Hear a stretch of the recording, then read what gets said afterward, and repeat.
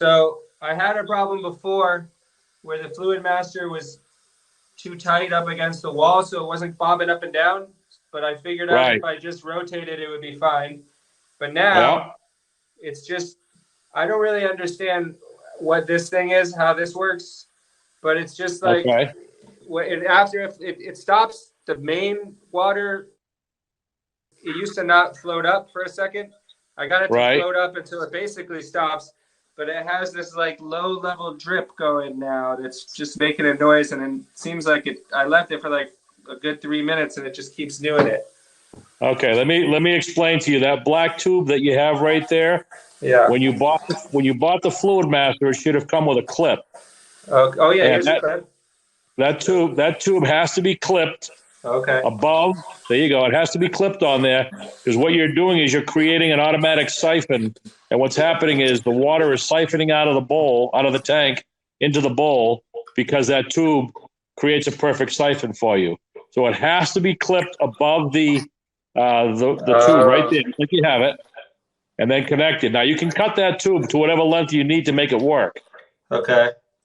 You also want to probably lower the water level in the tank a little bit because right now it looks like your water level is really, really high. Yeah. How do And, I? So I know I twist this, but how do I calibrate it to get it right? Do I just trial and error? right.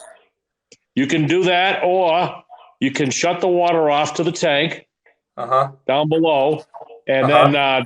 I can show you how to. If you flush it, well, try what you're doing right there first. That's the easiest way. To the right, What you want right? to do, what you want to do is by making it longer, you're making the flow go down lower. Now lift the handle and let it flush a little bit. So it was set to be having the floating part be as low down as possible. But now Right. I just Okay. choked it Now up a bit. lift the handle just with your fingers inside the bowl. Let some water out. This lift the floaty bit Lift the or the handle. which is the handle? Lift This the thing? handle.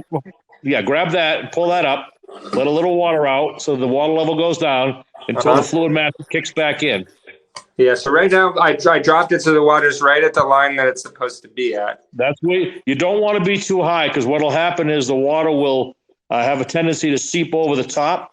And when Uh-huh. it seeps over the top, what's going to happen is it's going to create a what's called capillary action. What it's going to do is it's going to just draw itself over the top of that tube, and it's going to end up causing your bowl to remove the water. The tank is going to remove the water into the bowl.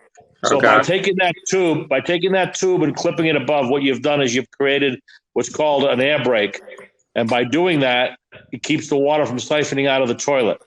So by Okay. doing both of those things, that should stop your toilet from having that flood. Now, like I said, Okay. that black tube, you can cut it. You can cut it so that it obviously goes in below the eye Oh, I'm level. gonna need to cut it, huh? Okay. Yeah, pair of scissors or just a pocket knife or a razor blade knife. Yeah, you got to cut it.